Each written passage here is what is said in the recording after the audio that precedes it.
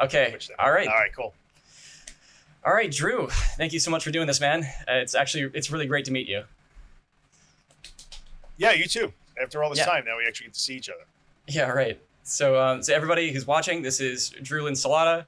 He's the author of The Anxious Truth, the host of the Anxious Truth podcast, and he also runs a Facebook group under the same name. He's a personal hero of mine, and somebody who's taught me and thousands of others a ton about anxiety. Um, so I think it's kind of important that maybe we start like where you came from, because it gives you credibility. And yeah, so like I mean, people always think that like there's no way you were as bad as I was, like I'm different, I must be worse. So could you maybe talk about like your journey a bit? Yeah, sure. I get that all the time, by the way. Like, I get one of two things. Either you weren't nearly as bad as I was, or you're just like some sort of crazy robot alien like monster that did this that I can't do. And neither of those is true. So my story is that I dealt with anxiety disorders, specifically panic disorder and agoraphobia, multiple times in my life. 3 different times between 1986 and 2008, somewhere in that neighborhood. So for a very long time, quite a few years, more years than some of you guys watching are probably alive, I was dealing with these things. So panic disorder is what happens when you have panic attacks, but then you start to become afraid of those panic attacks and you worry about the next one. And then your life just gets smaller and smaller and smaller because you begin to avoid things and avoid places and avoid everything. So that develops into agoraphobia. And I dealt with that several times in my life between, like I said, 1986 and 2008. And really in 2008 is when I kind of made a change and started to actually do the things that I knew I needed to do to fix the problem. And since then I have been, and I would say 100% recovered from my anxiety issues since then. So I lived that. I lived constant panic attacks, crippling anxiety, being stuck in my own house, afraid to drive, afraid to go out by myself, afraid to be home alone by myself, all of those things. At one point in my life, I didn't want to be the first person to open the orange juice and drink from it because I had intrusive thoughts that it may have been poisoned. So, I'll let someone else in the house die. It's there's no rhyme or reason to it. It's ridiculous. But yes, I've been through all of that stuff. I lived all of that. Part of you, like that particular thought, you probably know it's a little crazy, but you still want to, like, you obviously they're not going to die, but just to satisfy my little thought, I'll let someone else do it. Yeah, I was completely, at the time I knew that was completely and utterly ridiculous and irrational, but it doesn't matter, the fear is still there. So yeah, I lived all of that stuff, all of it. Yeah, it's a big reason why I trust you and why a lot of people trust you, is because you've been there, and like you don't tell people to do things that you haven't already done or that you don't already do, because it doesn't go away entirely, like forever. You don't live a life free from fear after you do exposure therapy. It's not like the constant everyday thing, like crippling thing. But what is anxiety like for you now? So that's a really good point that you bring up. Like, a lot of people think that if you're dealing with panic attacks, panic disorder, agoraphobia, social anxiety, health anxiety, OCD, these are all the things that I write and talk about. So if they're dealing with those things and they want to recover from them, they're hoping that, well, I'll never, ever be anxious, or I'll never, ever have a panic attack ever again. That's not the way that works.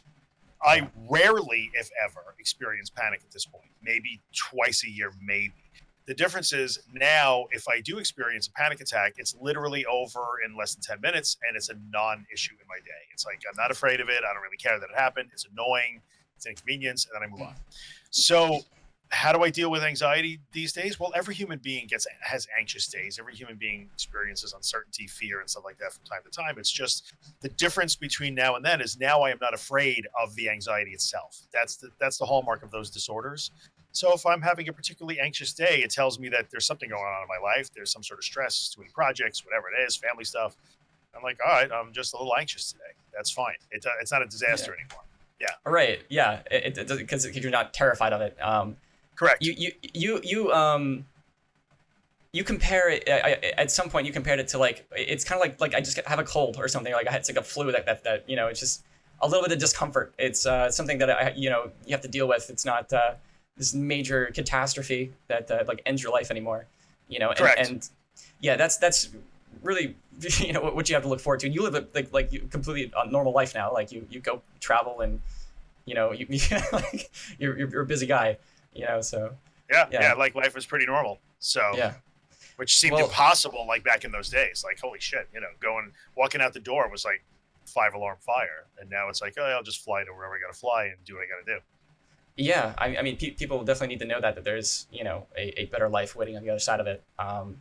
And you're out there in the trenches every day on the Facebook group, coaching people into this correct frame of thinking, and you hear all these different misguided things people try to do to make themselves feel better.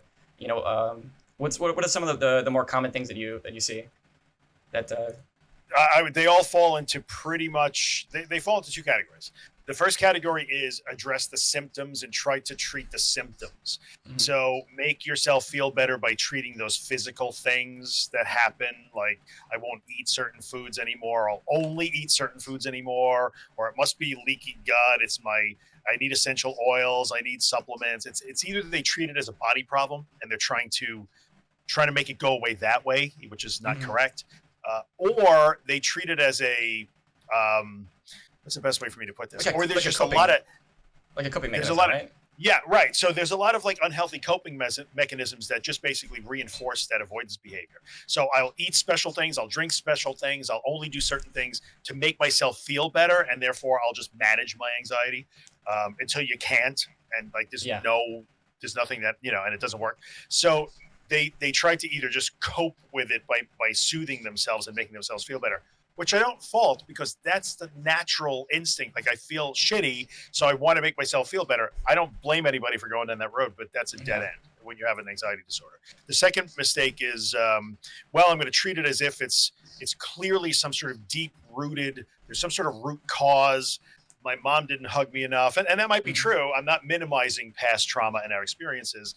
But when you become afraid of the anxiety itself and you develop things like panic disorder and agoraphobia, if there was some sort of root cause, it's been unlinked from the problem. So you can't keep digging and digging and digging so that you can spiritually heal and emotionally heal. That won't get you out of your house and back in the car. That won't cure your agoraphobia. So absolutely, yeah. Two biggest problems I see for sure. Yeah, it's unfortunate that people in that state, especially when they don't know much about it, it's like you're really vulnerable to suggestion, and there's tons of advertisers that are targeting you and trying to sell you, CBD oil and special diets and things like that. It's a definite. I mean, you've seen it. It's a definite pet peeve of mine. I go after those things really hard because I don't like people who are preying on vulnerable people. So I saw one the other day about celery juice, and I couldn't help but I had to say something about the celery juice. And look, in the end, I know that people who are watching this, there are going to be people who just saw you mention CBD oil and say, hey, I effing love my CBD oil. It fixed my anxiety. Well, it masks your symptoms and it makes you feel better. And that's fine. I'm not saying it doesn't. But what happens when you don't have the CBD oil or can't get it or run out?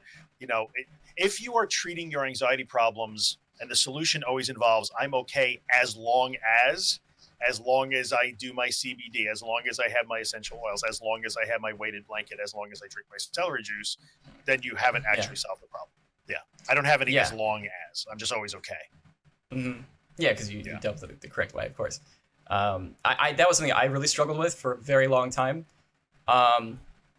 And it's what really got me into like self-help and like supplements and stuff like that, and nootropics, and just trying to find the thing that's going to fix that, imbalance or whatever it is that's wrong with me, and find the magic cure somewhere. Anything but facing it, And I think that's normal. I don't fault anybody for doing that, because, we are creatures of the path of least resistance, and we crave safety and comfort. So, if you give somebody a choice to say, hey, here's how you can fix this problem, like go and take these pills, or, try this special diet, or read yet another book, or watch another like YouTube video about like healing, or go and do the thing that effing terrifies you so that you can learn not to be afraid of it. What are you going to pick? You're going to pick the easier one or the more comfortable one. So I understand that. I totally understand that. I don't fault anybody for trying those things at all, ever. Yeah, but sooner or later you discover like nothing's working. Why is this not working? That's a problem. Yeah. So and there's a ton of bad information out there, and then you even have so I have a particular opinion about pharmaceuticals that is based in research, and I think you share the same feeling that it's just not the answer. I mean, and that's super controversial. I always preface this. I try not to talk about it too much, but like in my first book, I wrote extensively about my experience with pharmaceuticals. So look, in situations where people are clinically depressed and could pose a danger to themselves, absolutely. Like, pharmaceuticals are not inherently evil necessarily. So in a desperate situation, they have their place for sure. But we sort of got to the point, like in the late 80s into the 90s, especially when I was dealing with it, when it just became like, oh yeah, we know all about this. You have a chemical imbalance. It's like being diabetic. You would take insulin. We know all about this. Here, take this medication. We'll just fix it, and no problem. Go about your merry way. And it is not that at all. At all. We don't really know. We don't know how those drugs specifically work. If you'll notice, the pharmaceutical companies have stopped saying things like chemical imbalance. They don't say that anymore.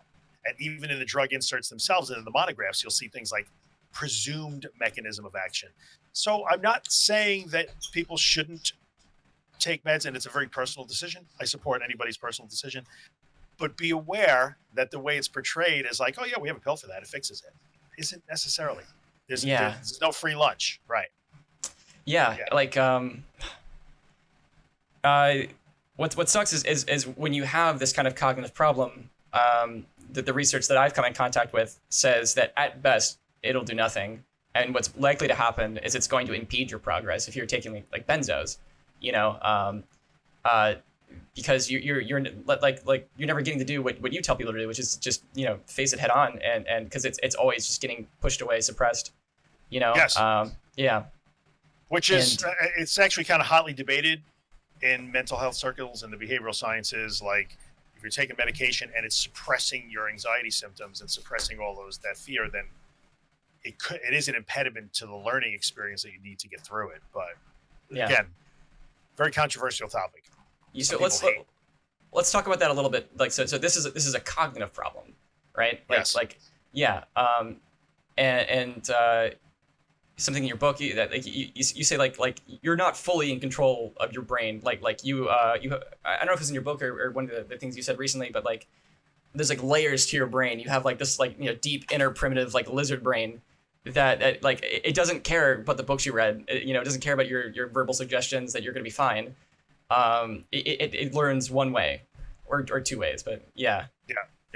That's true. Here's why it's a cognitive problem. So, and I'm not addressing just being anxious. I'm always addressing an anxiety disorder, like panic disorder or agoraphobia. It's a cognitive problem because those things come when you have a bad experience. And everybody understands this. If you get bit by a dog and you develop a phobia of dogs, no one would question that. So if you've ever eaten at a restaurant and the food was fine, but the next day you get a stomach bug or you do get food poisoning and you don't ever want to eat burritos ever again, no one would question that. Yet when people develop these disorders because they become afraid of the bad experience they have with their own bodies, being anxiety, panic attacks, those unpleasant feelings and thoughts, and they develop a phobia of their own body and thoughts, then people wonder like, well, I don't understand. What they think somehow that's different. But it's the same issue. It's a cognitive problem because your lizard brain, amygdala, fear center, call it whatever you want, caveman brain, makes a mistaken connection between feeling anxiety, the symptoms and sensations, the thoughts that come with it, and danger. It feels like you are in danger, but you are not, and it doesn't know that. It doesn't know that. It thinks you're in danger, and it thinks it's doing its job. So whenever you feel those symptoms, those sensations, those thoughts, hit the alarm button, panic, this is bad, there's a threat. But there really isn't. That's why it's a cognitive problem. It's just a bad brain habit. But you can break it. Yeah, it's a habit, which is the best way to put it. It's man, like those you get all the feelings that come with the danger, but without the danger itself.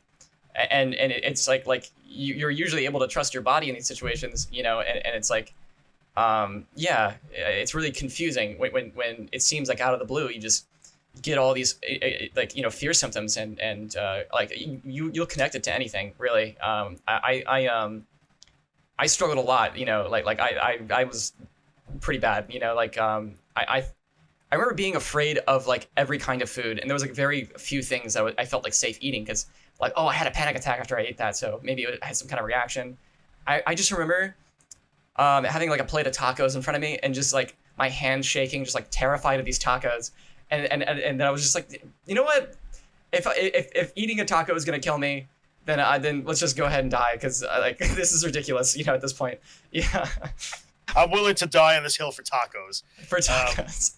Right. But that's so true. Like Yeah. what happens is we develop this one, and I talk about this, the one fear, which is the fear of the anxiety itself. You become afraid of the anxiety state itself. And then you just glue that fear to everything. Different foods, what you drink, who you're with. My mom makes my anxiety go through the roof. My boyfriend, my girlfriend, my teacher, my boss, the supermarket, walking around the block. If a sun goes behind a cloud, you glue that fear to everything, and you learn to be afraid of everything over time. Right. That's the way that works. Yeah. And then you can start becoming afraid of the way that you feel. The symptoms become scary themselves, and then you can have one of the symptoms, and then that can bring on a panic attack. So something I wanted to bring up was just depersonalization, because I know for you that was a major symptom, and for me it was too. That one I've got under wraps at this point. But I have a friend, who wanted to know, like, how does he deal with that in an anxiety situation? Yeah. Depersonalization and derealization go hand in hand. You may have one, you may have the other, you may have both. That's normal. And in an anxiety state, which that is an anxiety symptom, it's indicative of an anxiety state.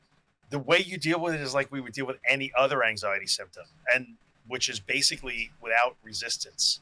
So to me, and the way that I started to frame this, and this is, by the way, just my own framework that I put this in.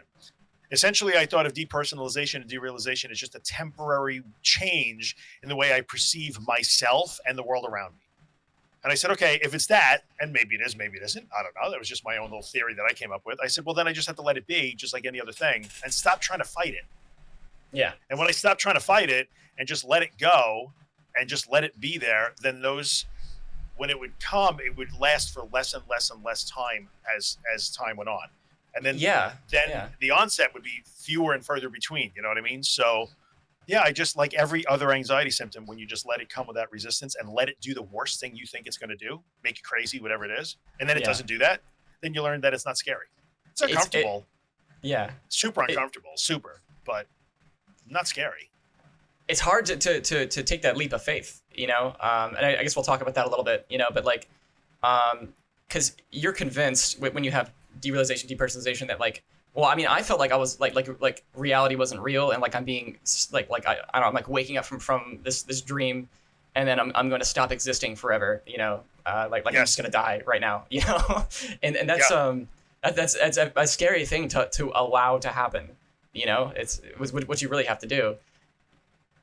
That's exactly what you have to do. For me, it was always a feeling of like slipping away. There's the best way I could describe it. Like, I feel like I'm slipping away. But as you've heard me say many, many times, what it feels like, in air quotes, never matters. You cannot make your decisions based on what it feels like, because what it feels like is never what it is. So at that point, the only thing you can do is say, all right, fine, then I'm just going to go ahead and slip away. Bring it. I guess whatever that means, disintegrate, slip away, cease to exist, whatever, go ahead and do it. And it doesn't, and it never happens. And then you'd learn, like, oh yeah, that never happened, so I don't have to be afraid of that anymore. In order to arrive at that place where you're willing to do that, I mean, some people are just crazy brave and just are able to do it. But for me, it took finding Claire Weeks before I started taking those steps. And Claire Weeks, for those who don't know, she sort of wrote the book on anxiety. She's the inspiration for Drew and myself. And her book at this point is a little dated. There's some crazy shit in there, but it's good. Yeah. It's still a great book. Yeah, it is. The technique is pretty much the same. It just with but yeah, like what makes you different from Claire Weeks is she was just a doctor, and you were actually there yourself. So it's a lot easier to trust the suggestions of somebody who's come and did it themselves, which is why I found you so helpful. Yeah, and that's true. And like from what I understand, she did suffer from her own anxiety issues. So I'm told. And I have not read. There's a biography out on her that is in my Kindle library. One day I will actually get a chance to read it. I haven't yet, but I've been told that she did suffer from her own anxiety issues. I think And look, I'm eternally grateful to Claire Weeks, and without Claire Weeks, my book doesn't exist, and a lot of other books and anxiety coaches don't exist. So she paved the way, absolutely, and I give her full credit all the time. I think the difference is that she was the first person to describe these things, which is, by the way, is not new. She didn't invent it. This all comes out of cognitive behavioral therapy. It's really rooted back in behaviorism, and that started to get modified in the middle part of the century. We're not Pavlov's dogs. We're not far off, but it's not Skinnerian behaviorism. But it was rooted in the cognitive sciences and in actual science-based psychology. And she just took those things and really put them into the hands of the layperson. So she took it out of academia and put it in people's hands in a very easy, gentle way to understand. And she used to do those recordings on the radio with a very grandmotherly Aussie accent, and she was easy to relate to. Yeah, but she never got to me. The problem with, and Dr. Weeks, she probably just didn't have the time. So she didn't have the benefit of the internet and like instant feedback like I have and anybody like me has. And she just didn't have the time. You had to write a book. It had to get printed. I mean, it was hard to distribute a book around the world back in those days, in the 50s and 60s, early 70s. And I think she never made it. She never had the time to get, because she wrote it later in life. She never had the time to get to the brutal nuts and bolts that I get to. Yeah, that's the difference, I think. You're like basically conducting market research, every day, because you have people telling you with all their problems, and it's you can get a very refined perspective on what people really struggle with. Yeah, in many ways, I'm almost crowdsourcing some of my content now. And I wouldn't say that I crowdsourced the book content, because that was literally like 10 years in the making. But most of my social media presence these days, I'm kind of crowdsourcing a lot of those topics. I hear what 1,000 people say in 7 days, and it's like, oh, this is a thing we need to talk about, or this is a common misconception I didn't know that people have. So either I have to say what I know about that, or I have to go to somebody who knows more than I do about it, bring them in, have a conversation about it. But if Claire Weeks had this, she would have been a monster, but she didn't, unfortunately. Yeah. So I have the benefit of you guys feeding back to me, Yeah, it's the internet is powerful, man. Absolutely. Very much. It helps so much to see how related everyone is, with their like so many common problems. Because you have this idea that you're this unique, you're suffering in this unique way that nobody else has ever suffered ever, and there's no answer to it, and you're hopeless. Until you go and you see, oh, okay, there's like 1,000 other people, with the same problem. Yeah, exactly. Yeah. And unfortunately, when she was writing, and back in the day, even when I experienced my first panic attack in 1986, there was no internet. I couldn't go. Yeah. I couldn't Google. I couldn't do anything. It's like I had no idea what it was. I went for months without ever hearing the term panic attack. I didn't even know what it was. Yeah. 1986. Yes, I'm old. Same, man. When I was in high school, I had Google, but Google was a lot more primitive back then. It wasn't quite the powerhouse that it is now. Right. So 2005, it was a much different place. But there wasn't a hell of a lot of good information. I did find one website, and there was a guy kind of like yourself who found Claire Weeks, did the method, it worked, taught people, and that's really what got me, through to the other side, so I actually have, a bit of a story. So I'm currently agoraphobic. I have agoraphobia right now, and I'm actually, working on it. So but anyway, so I got it in high school, which I ended up having to drop out in like junior year or something, because it was just like, I was like skipping classes because like I couldn't handle it. It was like too much. And I actually thought I was going insane, I thought I was losing my freaking mind, because I had no idea what was going on. Like you said, I'd never heard the term panic attack. I didn't know what anxiety was, you know. How would you know? Yeah, right. And then I found I finished school online, and then I found Claire Weeks, and then I did the method, fully recovered, and I was driving to like different states. I was traveling, I completely unimpeded. And what happened, man, is I got too cocky, and I thought, that's, I don't have to deal with that anymore. That's in the past. That's done with. Like I don't need therapy. I don't need anything. So then when it started coming back up, I would suppress it, right? And I would push it away. Like, no, I'm done with that. I don't have to deal with that anymore. And unsurprisingly, that led to things getting worse.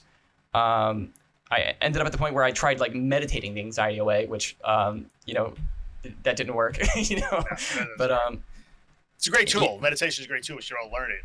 yeah. But it's not a shield. Yeah.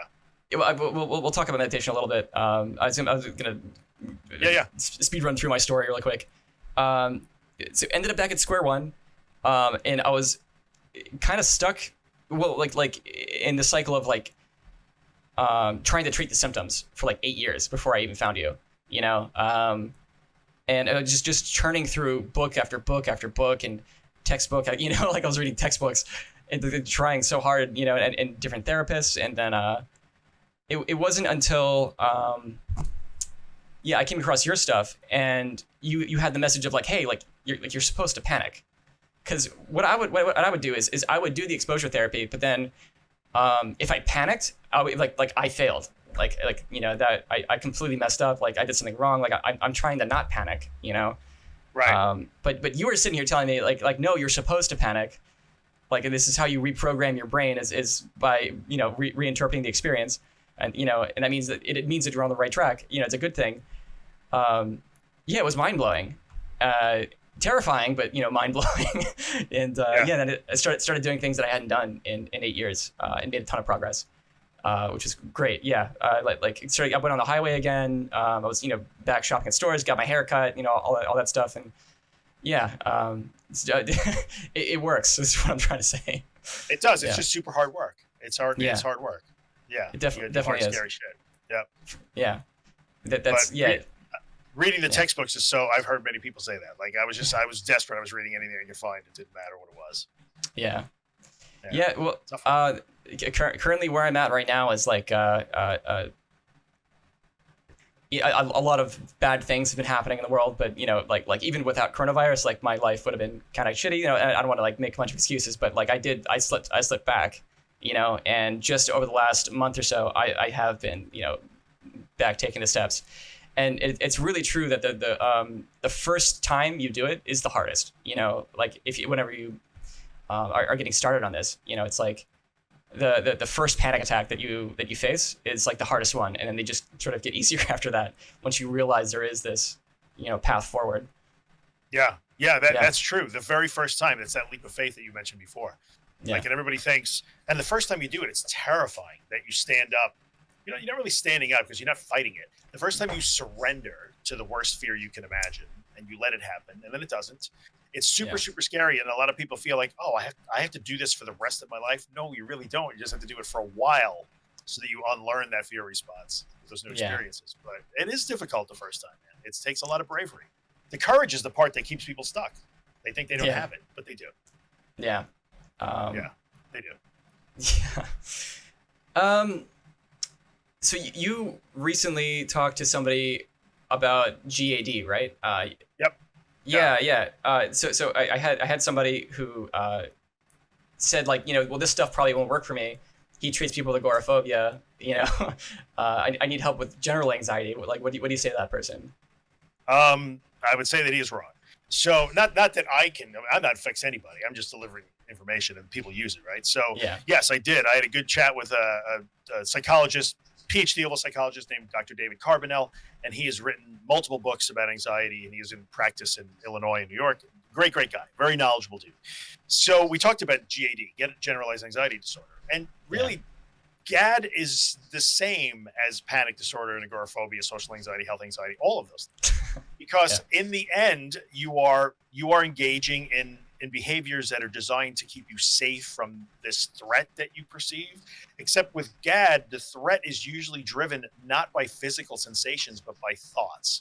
So people who have GAD will tell you all day long, I'm not afraid of my anxiety, or it's just with me all the time. I don't know why. But then they will also tell you that they are overthinkers, they're overplanners, they're worriers, they're control freaks. Like, these are the things that underlie, or they have their own worst critic. Like, people with GAD will often say, I don't know what the trigger is, but then they'll beat the hell out of themselves and say how terrible they are. They're losers. They're not smart. They're not going to be able to do this. Yeah. Well, there's your trigger. So there are always underlying triggers that are usually really cognitive in nature. So you're battling against these thoughts that you hate, thoughts that are centered around control and perfectionism, worry, excessive planning, or self-deprecation. and then you fight these thoughts, and that fight against those thoughts is what creates the physical sensations, the anxiety state that they experience all the time. So it's the same. Like the triggers are different, but the treatment is the same, which is essentially you got to find what that is and then go right at those thoughts. That's all you're doing. So you're learning to tolerate the discomfort that those thoughts produce, just like a person that has panic disorder is learning to tolerate the discomfort that a panic attack produces. So very similar. Yeah. It's not so much of a doing as it is a not doing, right? So yes. It's a not doing. Yeah. It's a not doing. And that's in panic disorder and agoraphobia. Like in your case, you're in a doing mode. You must get out the door. You must practice driving and getting out the door and doing. Whereas with GAD, you have to practice not doing, which is when you find yourself going into, what if I'm no good? What if I'm never going to measure up? What if my family never really loves me? What if I don't find love in life? What if I, whatever? What if I can't find a parking spot when I go to the movies? I mean, there's a very wide range of thoughts that trigger GAD. You have to learn to say, oh yeah, everything after what if is irrelevant. So as soon as I have a what if thought, I have to recognize that and I have to disengage from it. I don't need to have a conversation with every thought that I have, because that's what's fueling the anxiety state. Yeah. So it's a not doing. Yeah. There was, I think the most valuable thing that I got from my therapist, who he was very good. He was a behavior therapist, and he helped me a lot. So I was really struggling with the unwanted thoughts surrounding like death, and I think it's the way that I dealt with this is the same way that people would deal with those. So it's just the not doing, right? Like, so that I thought about it. He explained it in like a backwards way. Like if you want a thought to be sticky and repetitive, like you do two things. First, you try to fix it, and then when you get afraid of it, you fight it. Like for me, it's like I'm not gonna die because I'm gonna get on the keto diet and be immortal. And then it's and then when the thought does come up and it's overwhelming, it's like no, I gotta distract myself, think of something else. Don't think that. Thought suppression, we call that thought suppression. It does not work. So those are two things in your statement. One is thought suppression and one is thought changing. Those do not work. In fact, those will make it worse. It make it so much worse. Very famous experiment. Like, all right, ready? Whatever you do in the next 30 seconds, do not think of a purple elephant. Don't think of it. Do not think of that purple elephant. It is all you will think of is a purple elephant. So our brains don't work that way. You just have to let them come. You got to let them come. You can't control that. Yeah, but it's crazy because you think you have to solve the problem, right? And usually it's some kind of unsolvable problem. There's nothing you can really do, with a lot of those thoughts, but you don't actually. That's actually so relieving because it's like, oh, I don't actually have to solve the problem. I just have to change the way I approach the thought. Yeah. Yeah, there's nothing I can do about that anyway. When I was in the thick of it, in my situation, I was pretty racked with intrusive thoughts about death and dying. Like they was constant. And like just the mere mention, I got to tell you, my kids were really young at the time, and they were so young, and I would not even allow them to say the word dead or death. Like it was so triggering for me. But I knew that was completely irrational, and I would spend hours and hours searching and like reading different religions and philosophies about death and the afterlife, and looking for some reassurance that there was maybe some afterlife. And then one day I remember thinking like, okay, I can't do this anymore. And I started to use what I really started to do is I said, well, look, we all die. I said, so one day I'm going to die. Today is not that day. So I'm not going to live like today is that day. And I had to again and again and again refocus away from those thoughts. Nope, I don't have to solve that now. I don't have to solve that now. I don't have to solve that. That was fucking exhausting in plain English. Oh, sorry. Beep. No, fuck. You say fuck. It's fine. it was absolutely exhausting to live that way. But that constant turning my back on the thoughts, it mattered. Because after a while, they started to get softer and softer, and like they didn't rule me anymore. So that's how you do that. Yeah, it's definitely hard to do it when certain personality types, right? And I guess we all are similar in that way. Like a bit of a control freak and just want to fix problems. That is kind of, I think, what makes you vulnerable to anxiety. Do you have any theories on what would make someone predisposed for anxiety in particular? It's a good question. And like a lot of people will say, for me, generally speaking, I lived my entire life being pretty bulletproof, high overachiever, blah, blah, blah, the whole 9 yards, top of the class guy. And so people will say, well, people like you are predisposed to it because you think you have to solve every problem. Like you just said, you're a fixer, like you're an achiever. And if you find things that you can't fix or solve, like, tonight. That's true. Some people like with my personality type do develop these problems, but people with the complete opposite, personality type or life experiences, they feel incapable, they feel incompetent, they don't have any self-confidence, their self-esteem is low. They are just as likely. So I wish I could tell you that this makes you more predisposed to this, but after dealing with literally thousands of people over the years, I'm not seeing necessarily a pattern. In fact, more so than anything else, what I see is the people who are coming from the other side. Like I was always told I was a piece of crap, I'm not good enough, and I believe that. They seem a little bit more likely to fall into the trap and then not be able to get out because they don't believe they're strong enough to get out. So, but otherwise, seems to be no rhyme or reason. I've seen like crazy, high achieving type A, aggressive, strong, brave people fall prey to this. And I've seen very timid, unconfident people fall prey. It doesn't seem to matter. I don't know. What's flying around this room? I saw it on the camera. Did you see it? It's like huge. Oh my God. Yeah. Being attacked by some sort of mutant bug. That's somebody's trigger right there. This chat room just emptied out. Yeah, man. I guess it doesn't really matter in the end. You had a really great analogy of like why the root cause doesn't matter. It's like your house is burning down. And you're looking for the match that started it, and it's like, I found, here it is. And you blow it out, but like your house is still burning down to the ground. Yes, that's exactly right. That's why the root cause doesn't matter. Yeah, it doesn't matter. Yeah. I mean, look, let me clarify that for just a quick second. It does matter overall in your life. It does matter. If there was some trauma, if there was abuse, if there was abandonment, if there were those sort of things in your life, or horrible, abusive, or traumatic experiences, they do matter.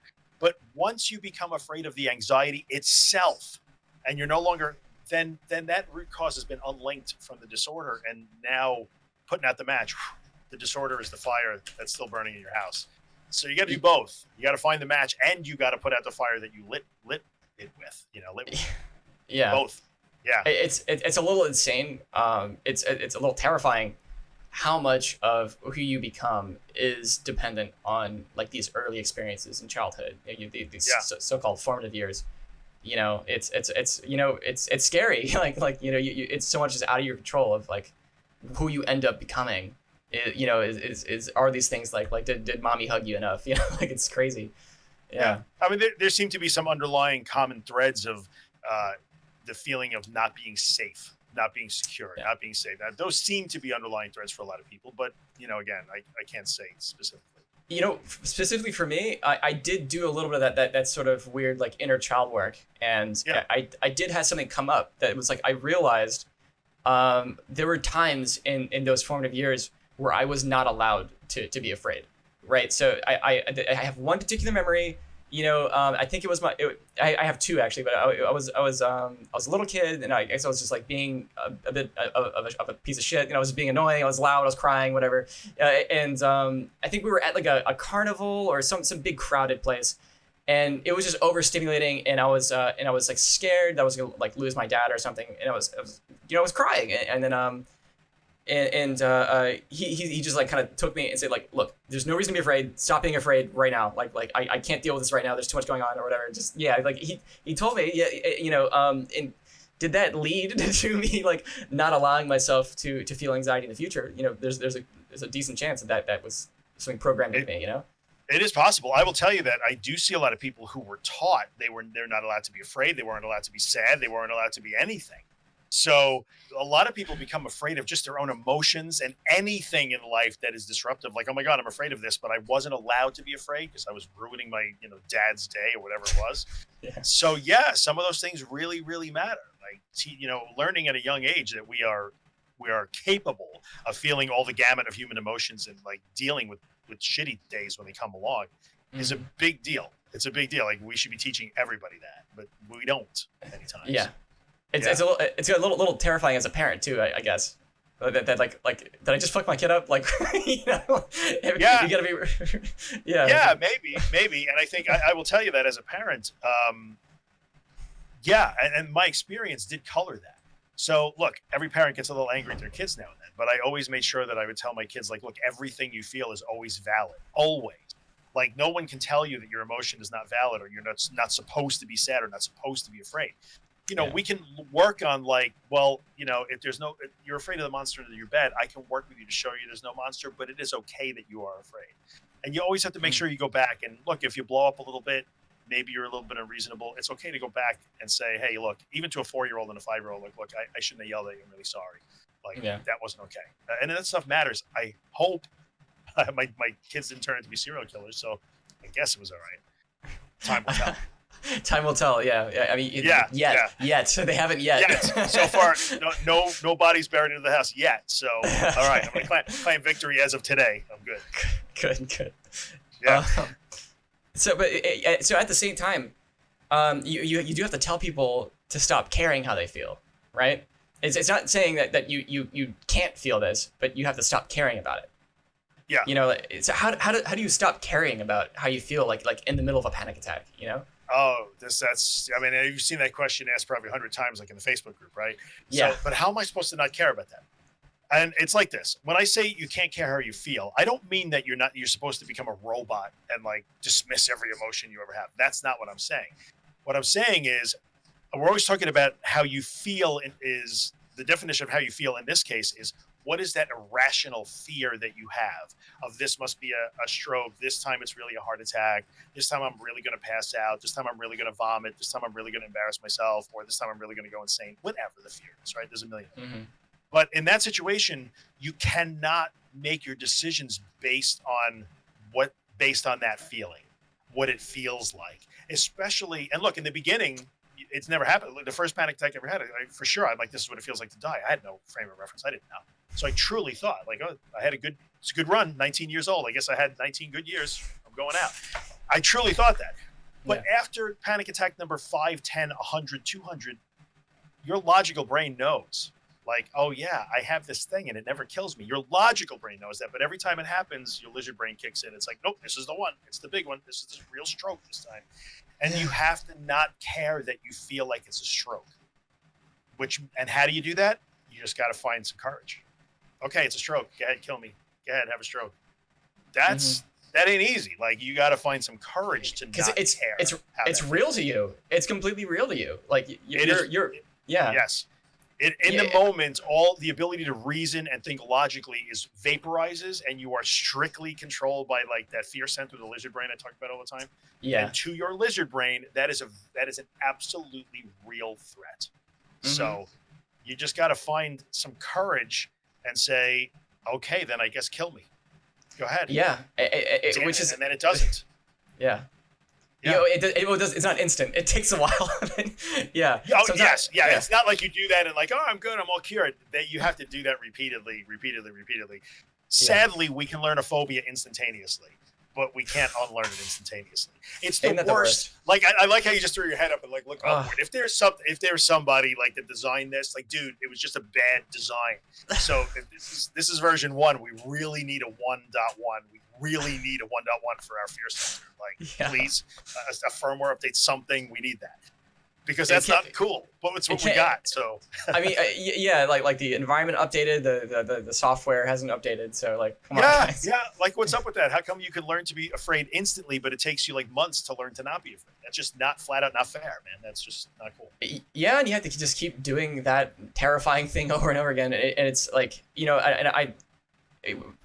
the way it feels to get on the other side of that thing, man, is something else, because like we're saying, it's very real, and then when you overcome that, you feel like a god. You're like, I just cheated death, like I just defeated, the scariest thing in the world, Yeah. You feel like a superhero, man. Like, absolutely. Yeah. That's an amazing feeling. I had something else that happened. Because I was so severely agoraphobic for so long.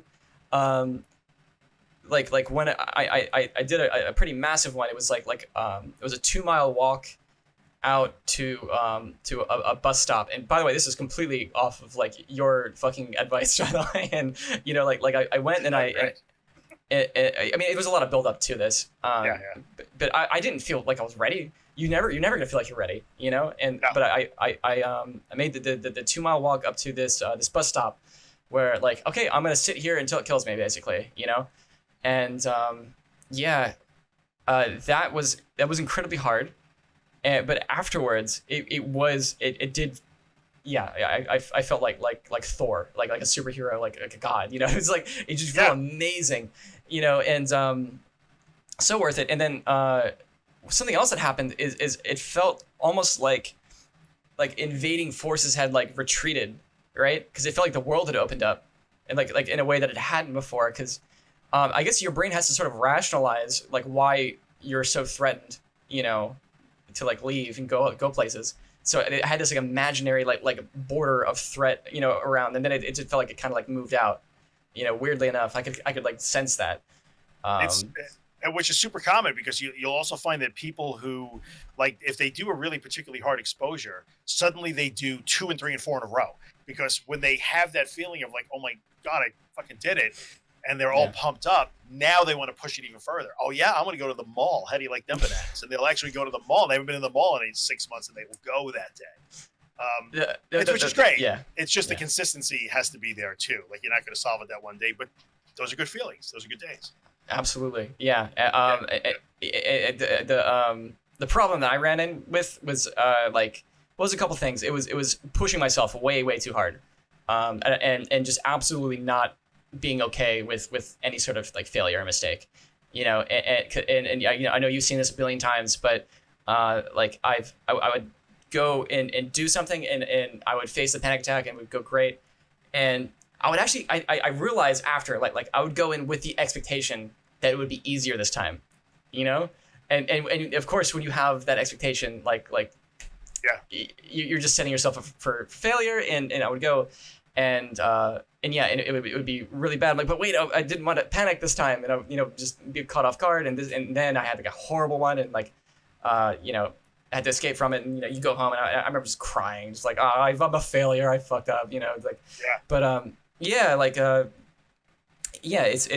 hard to bounce back, when you get knocked down that hard, but you have to just get back up and keep doing it.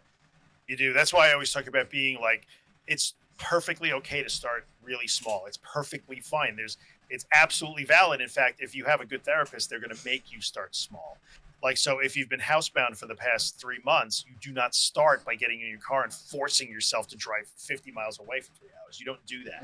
You start by literally just like sitting on your front step. That's what everyone tells you to do. Like, why don't I just put you in my car and drive you to a different state or something? It's which is completely insane. That's actually a thing that's called flooding, and flooding backfires. Like, you do not solve this problem in big giant leaps like moonshots. You solve it in little tiny incremental repeated systematic tenacious steps. That's how you solve the problem. Was there anybody on the group who tried like a flooding strategy that saw success with it?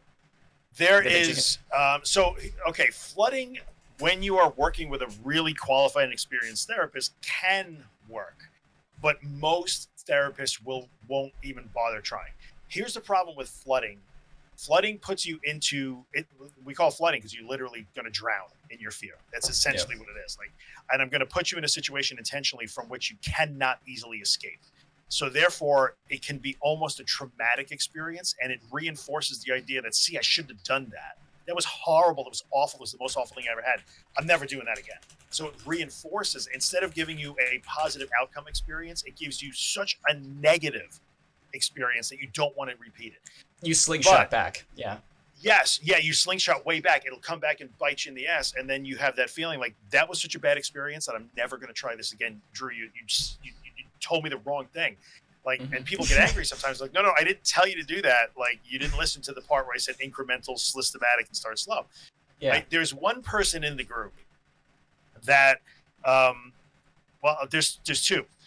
One person claimed that they were instantly fixed because they just got in a car with their boyfriend or whoever he was and drove literally 4 states away for a 2-week vacation. And it was like, let's see, I'm fixed. But what she Yeah. didn't mention is she spent 6 weeks taking all kinds of medications before she did that. So she left that part out. Right. She left that part out. Oh, yeah, it's a little Right. a little detail. Yeah, the small details. And that's fine if she chose to do that. I don't have a problem with that. But, I remember having, this is going back about a year and a half ago, and I remember the thread where I was like, I want to have you on the podcast. I've never heard that you just decided one day to not be agoraphobic anymore. Okay. So there was that, and then there's another woman in the group. She posts now and then, not that often anymore, which is great because I think she doesn't need to. But she sort of claimed, like, too bad I'm a warrior and I go head first at this. So she would get in her car and drive for 3 and 4 hours at a time and say, like, see, I fixed it. But it didn't really. She really did have to back up and do the daily work too. But she would just wave that flag of like, see, I drove 4 hours. I won't say where she lives because I don't want to give it away, but I drove 3 hours and that fixed me. No. All the times you went to the supermarket and like stayed home alone with your kids, that fixed it. And it made you able to do these big 3-hour things. So don't tell me you got off your sofa after 6 months in the house and drove 4 hours and like you ran over it. She wants to feel like she ran over it. I've never seen it work. Never. Yeah. And neither has any of my therapists, and nowhere have I read anything about it. So it's just like let's put that one to rest, guys. Yeah, flooding sometimes is used when you're dealing with what's called specific phobias or simple phobias, like I'm afraid of dogs, or I'm afraid of flying, or like sometimes flooding works for that. With a non-specific phobia, which these anxiety disorders are, flooding is a bad idea.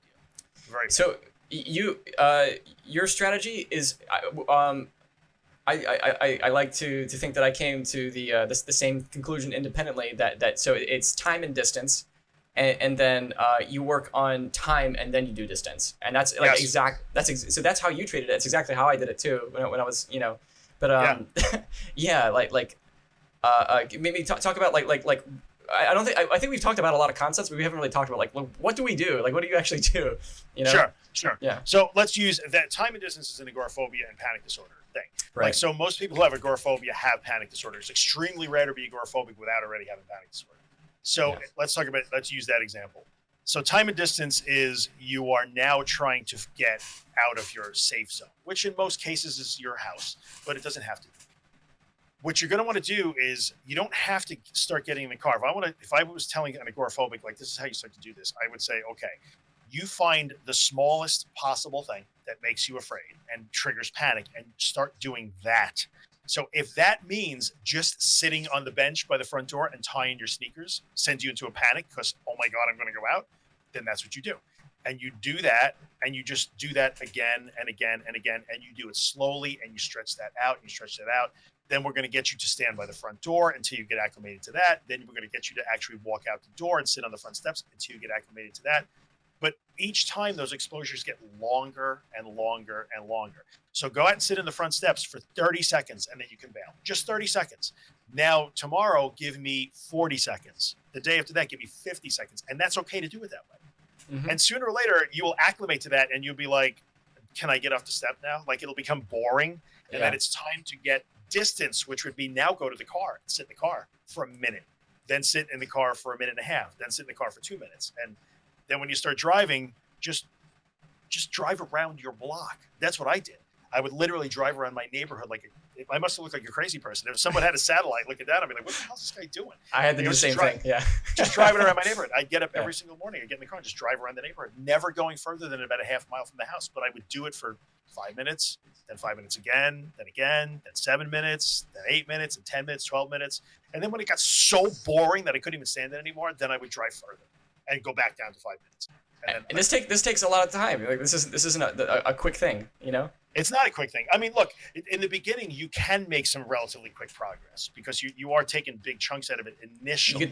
You get those beginner gains, yeah. You get right, exactly. It's like when you first It's like when you first start lifting and like you're just jacked after 2 weeks, or you think you are. So but so you can make some pretty good gains in terms of your agoraphobia in the first month or two for sure.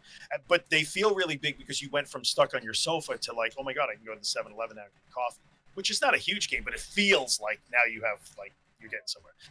But it does take a while. I mean, literally, I would get up in the morning and do this work it was the worst winter too.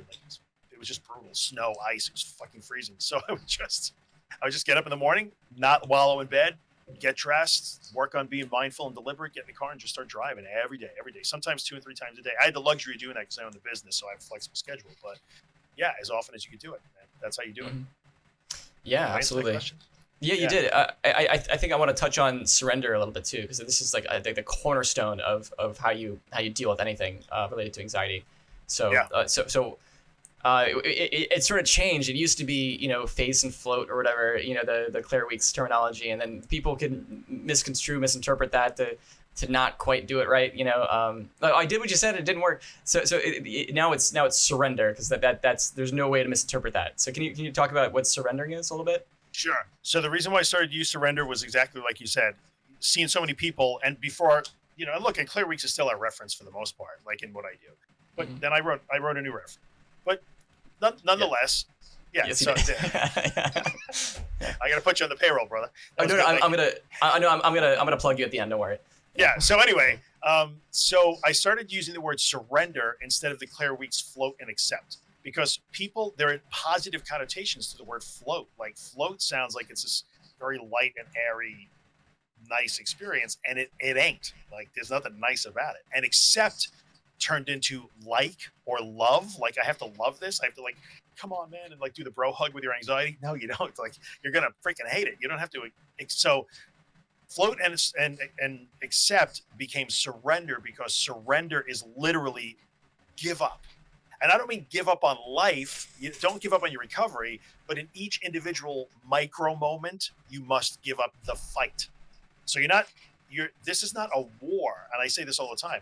Like, you are not in a war with your anxiety. It's why I hate that term, we're warriors. You're not a fucking warrior. You are a student. So recovering from an anxiety disorder is not a war. It's a classroom.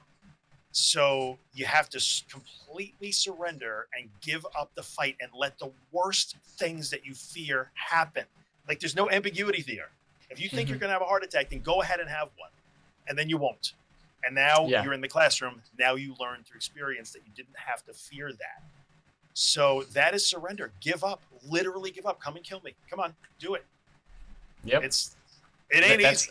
That is the way that you talk to the lizard brain, right? Is you. That's the only thing it knows. It knows experience. That's all it knows. It doesn't know words.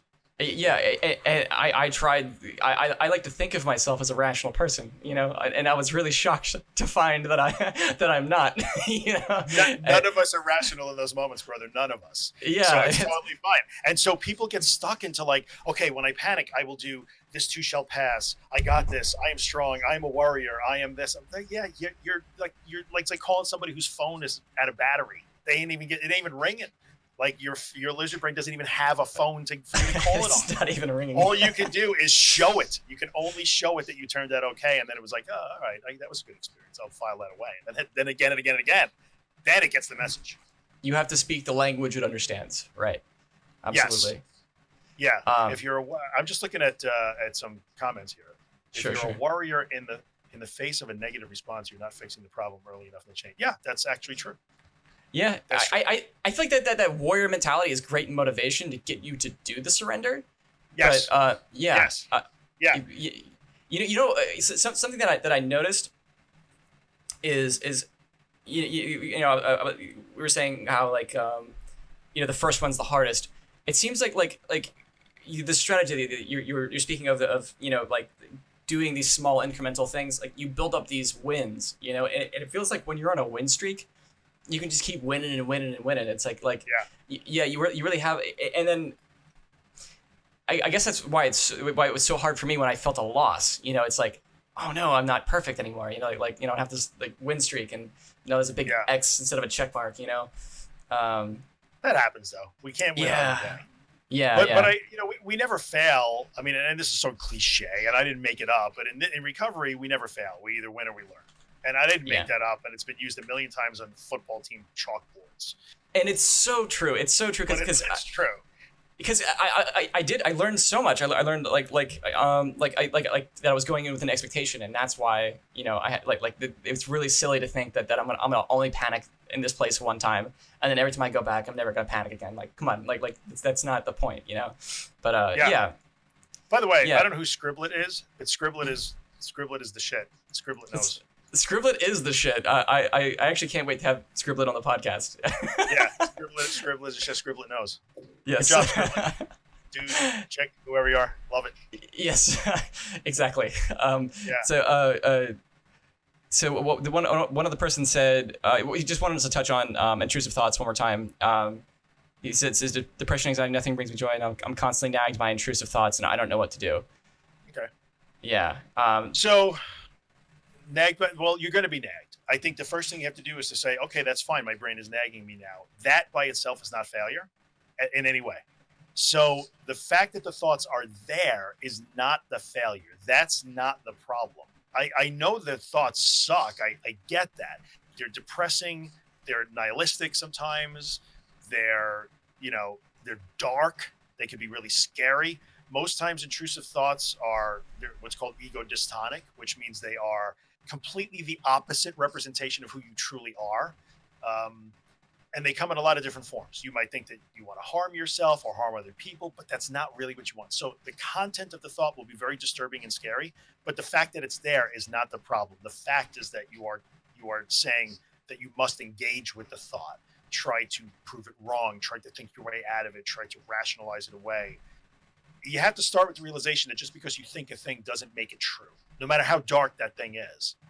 So even just him uttering words with that connotation is triggering. Okay, and it is. I know sometimes these are really hard. Emotional brain. Okay, so that's a fair comment because we're conditioned so often, and especially if you have this problem and you're seeking help in the self-help space online, you are often conditioned to do things like stop, check in with yourself. What are you thinking? What are you feeling? No, worst device ever for somebody dealing with clinical depression and anxiety. So if you guys are dealing with that stuff, please be careful who you're listening to, because people who are telling you to check in with yourself and honor your spirit and honor yourself, no, terrible advice, because it leads us to believe that everything we think is somehow sacred. So things that other people think that you don't agree with, you're quick to call the guy an ass. Like, what do you mean? And I made a video the other day talking about hockey. Like, what do you mean you like the Toronto Maple Leafs? They suck. You're quick to dismiss someone else's thoughts, but our own thoughts, we are taught, are special and sacred, and they are meaningful, and they are part of us. They're not. Our brains are capable of genius and shit at the same time. It's just junk. A lot of the time it's just junk. It's just stuff. Sometimes you start by saying, well, sometimes my brain produces shit, and that really bothers me, and it scares me, but it's okay because it's shit. The Maple Leafs do suck, though. I'm a Rangers fan, so I can't throw any stones right now, but maybe they do a little bit. It's possible. That's objectively true. You got good people here. I'm digging it. But that's how you deal with that, brother. I know that you're depressed because of your intrusive thoughts, but you have to start with the understanding that a thought is just a thought. It is truly not indicative of anything in particular. It's not predictive. It doesn't create reality. It doesn't govern how you must be or who you are. You can choose to disengage from that thought. You can. It's possible. Yeah, absolutely. And then making the choice to have it come and do nothing in response, which is back to the surrender is the answer to all of these problems. It's the way that you yeah. It is, but there's also, just to be clear for anybody that's listening, so when you're dealing with things like really intrusive thoughts and you're dealing with things like OCD or depression that's driven by intrusive thoughts, there's a strategy called ERP, which is that's exposure and response prevention. Yeah. So sometimes we disengage from those thoughts, which is true, but people think that's ignoring them, and it's really hard to ignore a super scary thought. I understand that. But sometimes what we do is we actually turn toward the thoughts. So for instance, I'll give you a little 30-second example, which was amazing. Netflix has a series called The Mind Explained. So if you guys have Netflix, go check out The Mind Explained. I'm supposed to watch that. Yeah, there's an episode on anxiety. It's about 25 minutes. It's short. They're little short things. It is one of the best explanations of anxiety disorders you'll ever find on a screen, so go check it out. But of note, check out the comedian Maria Bamford, who is very open about her intrusive, obsessive, horrific thoughts, literally about killing people and eating them. No joke. She literally had intrusive thoughts about cannibalism and murder. And the way she got past those intrusive thoughts was her therapist had her write them out. A complete story. Take it all the way through to the point where you turn your parents into a salad. And they made her record herself saying them, and she would listen to them again and again. Sometimes therapists will make you say the thoughts into a mirror. Do that 5 times a day, and then take a break. take a break, take a break, take a break. It's like when you say, if I just want to say, Chris, after a while, your name loses context and meaning when you repeat it. Same thing can happen with those thoughts. So it's not always just disengaging. Sometimes there are other techniques we use. But nonetheless, the bottom line is that the thoughts are not powerful. You just think they are. Yeah. So I had to do the same thing, with my intrusive thoughts. I of course had the fear of death. I had a bunch of really crazy stuff that I've got pretty much under wraps now, But I used to think I could feel the earth spinning, and no lie. It's like your brain does crazy stuff, man, and like you just have to like allow that to happen and do nothing in response, or sometimes you have to intentionally bring it up and just kind of wear it out. It's called habituation. Yes, exactly. It's you're doing kind of a similar thing when you're dealing with anxiety too, is you're just habituating to different situations. Well, that's not the goal, but it's something that does happen. Yeah, and believe me, I've heard all kinds of stuff. So feeling the earth spinning isn't even believe me, I've heard way better than that. Way better. One of the best ones ever. Just if it mattered, this person would be fine with me saying that. I had a person who was literally crippled with the fear that gravity would stop working. Oh, I had that too. Okay. All right. So there you go. Like they literally were consumed with the intrusive thought that oh my God, gravity could just stop working and we could all die instantly because the atmosphere will fly away and we'll be done. No, it was personal for me. It would just stop working. Everyone else would be fine, but I would just float off into the sky. Oh, you would just float away? So the way I dealt with that is the absolute most terrifying thing. I went to it was a baseball field on the bleachers and just laid down and looked out into the sky for 20 minutes and it's the same thing. Eventually you just get bored of it, Yeah. Right. That's good though. I love how it was your own personal relationship with gravity. I dig it. That's cool. Yeah. Everybody else will be fine. It's just going to stop working for me. Yeah. Whatever that means. But so one thing I wanted to touch on that helped me so much and it helped you a lot, helped so many people, is so useful, is meditation.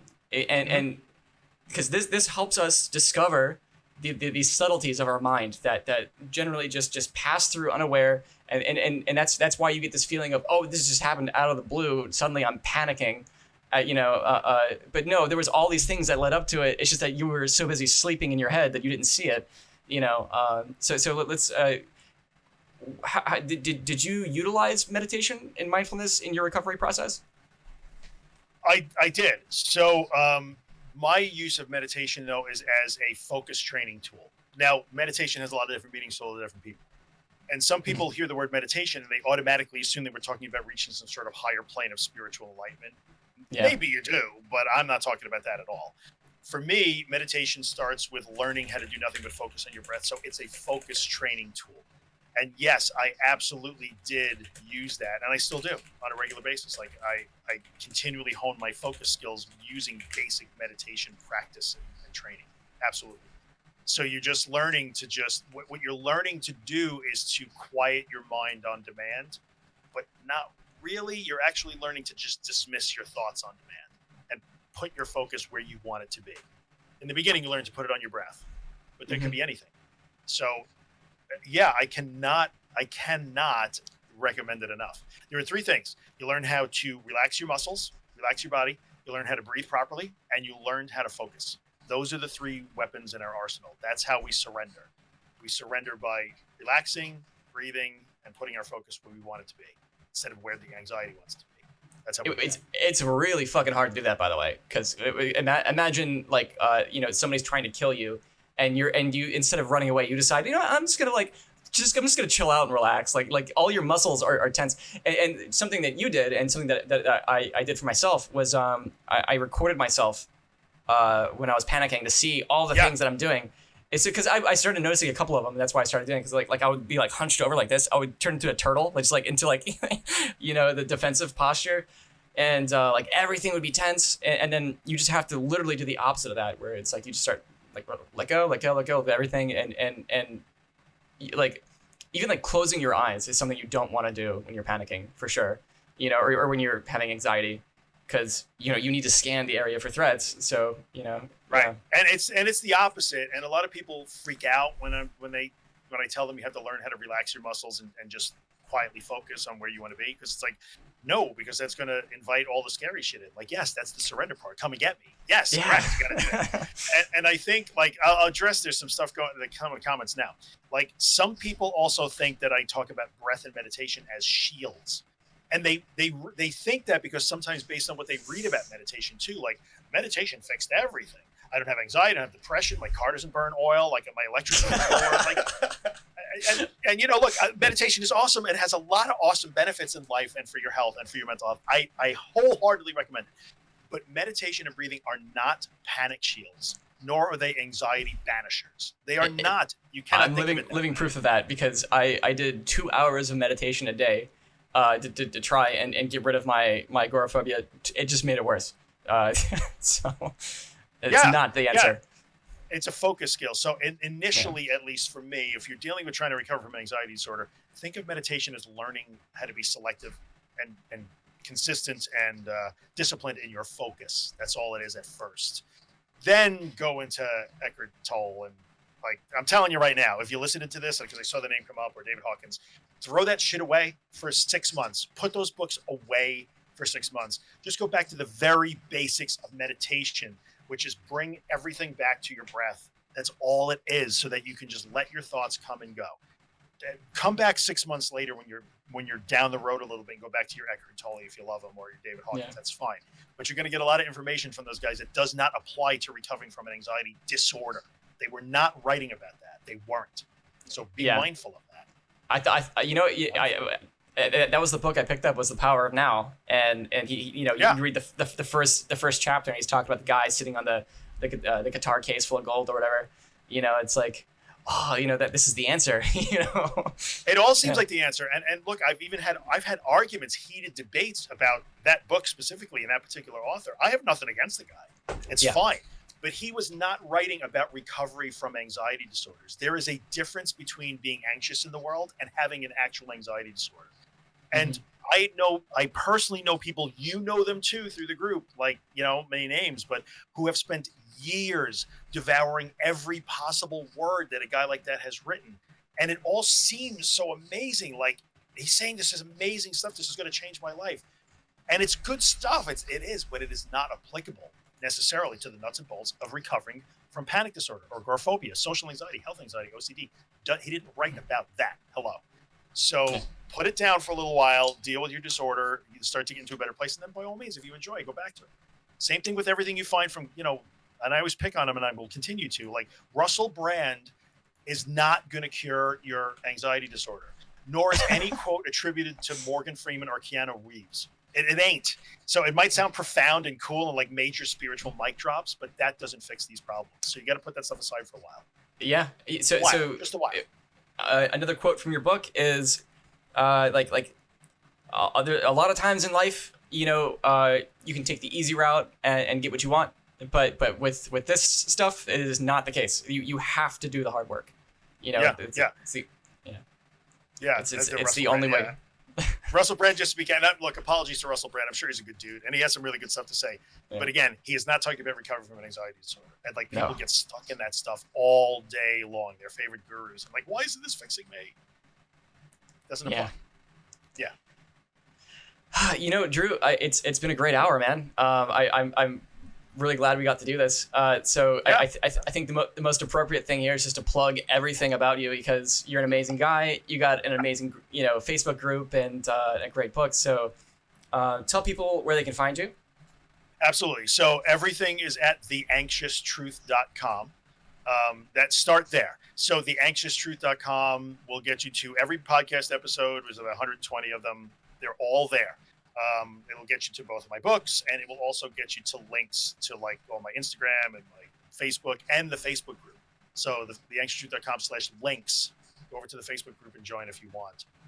We'll let you in. It's a great place. I'm probably as proud of that as I am about the books and stuff that I've written, because it's like no other anxiety reform that you've ever been in, I think. It's completely different, and what's so inspiring is seeing people in various stages of their journeys, and then seeing people like getting on planes, and going these long drives, and then you see people who recover in real time, and it's incredible. Thanks to their hard work, of course, but also thanks to the inspiration from Mr. Drew Linsalata himself. And you can pick up his book, The Anxious Truth. The links to that. Yeah, the links are on the website. Every place you can get it is there. Sure.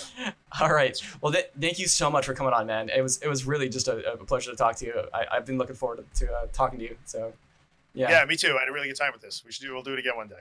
Absolutely. All right. Well, good night, everybody. Thanks for coming. Take care. Hey, everybody. Thanks for watching. I just want to say, please, it helps me so much if you hit the subscribe button, click the little bell, hit the like, leave a comment. That shit matters. Thank you so much. Look forward to seeing you in the next video. Hope you enjoyed. Bye-bye.